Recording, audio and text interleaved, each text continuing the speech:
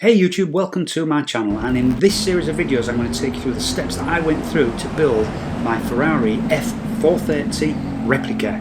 Stay tuned!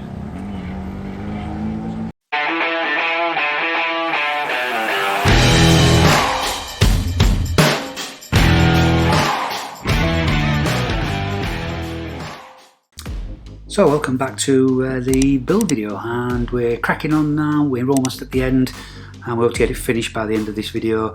So what we're going to do, the first part of this, is get the roof sorted. So this is the convertible roof using the MR2 metalwork and using the parts you see here which are supplied in the kit to create a nice convertible roof.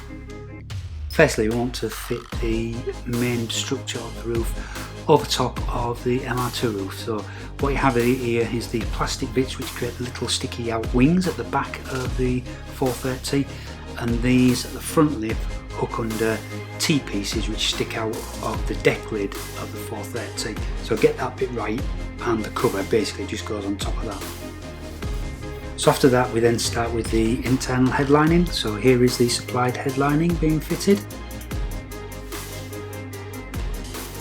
and this will need to be trimmed to fit exactly into the position of the car. And here you can see the headlining after it's been trimmed. We then take the main headlining, and this has to be cut, shaped, glued and riveted into place to allow it to fit onto the existing MR2 frame. So for instance, to get around this corner you needed to cut it into a nice shape and turn it over and glue it. And after all hard work, this was a good 2 to 3 hours hard work, this is what you end up with, and I think it looks absolutely fantastic. So looking from the front of the car, this is what it looks like. And then to match what a Ferrari looks like, if you look at the back of the car, it looks identical to what you would get in a Ferrari. So next I started working on the mirrors, and these are the mirrors that you get supplied with the kit.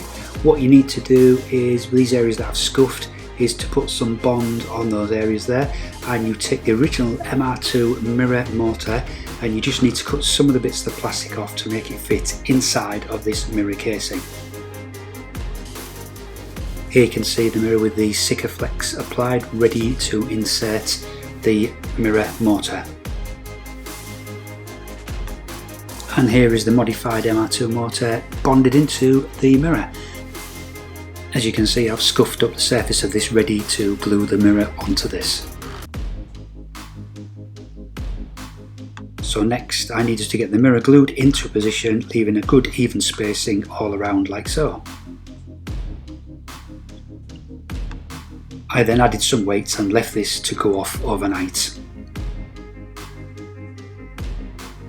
So next job is to now bond the mirror to the actual door. So this was a bit worrying because the door had been nicely painted, this part was lovely and red, but I had to scuff it all up like you can see.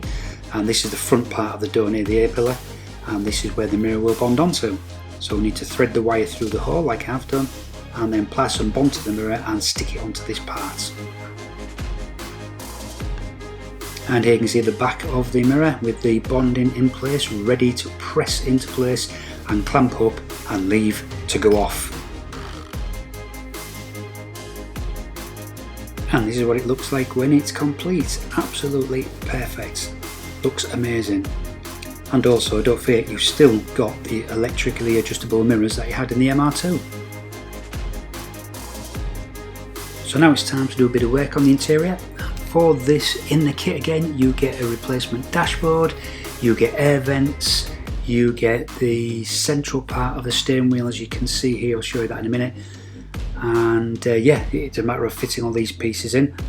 I've also taken out the seats and sent them off to a leather trimmers to get them into a nice cream, and also reshape the seats to look a little bit more like the Ferrari seats. We'll see those shortly. So here we can see the steering wheel being built up. What I've done with mine, I did it slightly different to others. Obviously bought the Ferrari Centre Home button, that's the original, well, a copy off eBay. I bought a remote start button there, that actually does work. I've wired that up so you press that and you can start the car with that button. And then the right hand switch, the Manatino switch, that is from a PlayStation steering wheel. Now I chose to use this one because the PlayStation one does light up the LEDs, so I've wired that to come on when you turn the ignition on, so it's just a little bit more novel and just makes it a little bit more authentic looking. And here is the completed steering wheel. I think it looks absolutely amazing.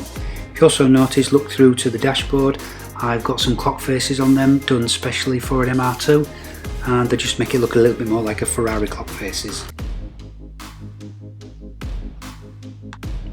So next to work on was the door cards and the dashboard. Here they are all back from the trimmers. So the door cards have been done in that nice creamy white that's used in Ferraris, and the dashboard was done in a black leather. These have turned out absolutely fantastic.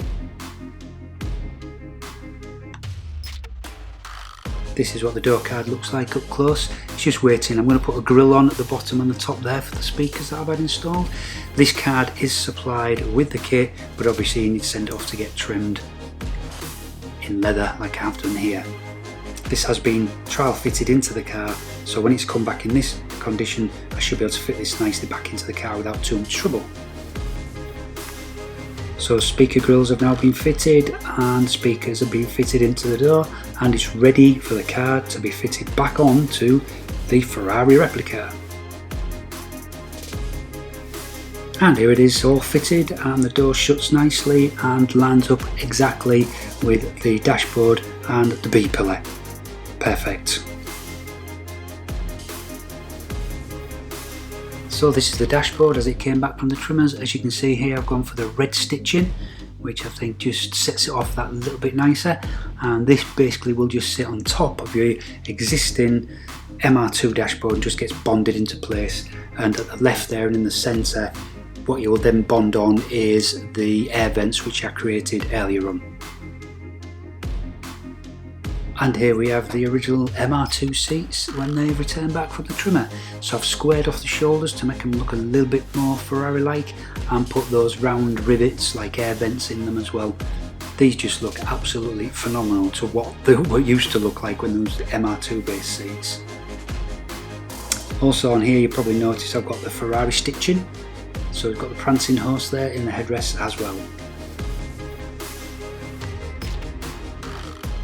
Here are the air vents I mentioned, so I've put all these together and painted them a silver colour and fitted the vents that are supplied with the kit again all into this moulded plastic which you also get in the kit. I've also moved the original MR2 HVAC controls forward, and I've changed the knobs to be these billeted alloy metal knobs, all looking absolutely brilliant. Here they are fitted back into the car, and also you can just see at the top of the seats there, there's the roll hoops, which these again were just pieces of plastic, and they've just been leather trimmed to make them look like metal bars, but these are not metal bars, so they will not save you in a rollover. But the MR2 never had these anyway.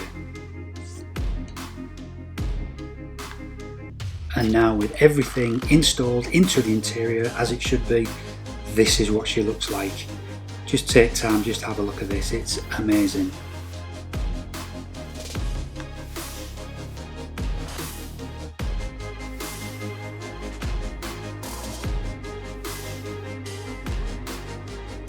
So that brings me on to the last job before we finished, and that is fitting the badges.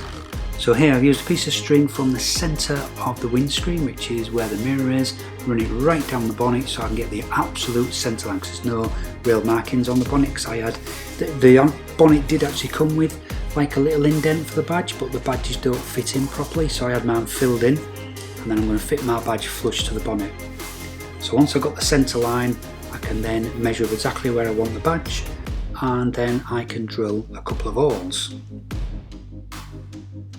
Once I'm happy everything is in the right place, I can then take the Ferrari badge and install that onto the bonnet like so. Next it's the wing badges. Now these badges do come normally as metal on a real Ferrari, but you can actually get gel based ones. and replace the metal with the gel based ones. So here is what I've got, a couple of gel based, basically stick on badges. I just needed to measure up and make sure I've got them exactly square and exactly in the right place, as can be seen here. Once I was happy, stick them on and remove the tape. So all that's left now is for me to show you a montage of what the car looked like when it was finished. Hope you've all enjoyed this series. I've got a very interesting build coming up shortly, so please subscribe to the channel, where you then will get notification of when I start that new build and any other videos that I upload as well. But until then, please enjoy these pictures. Stay safe.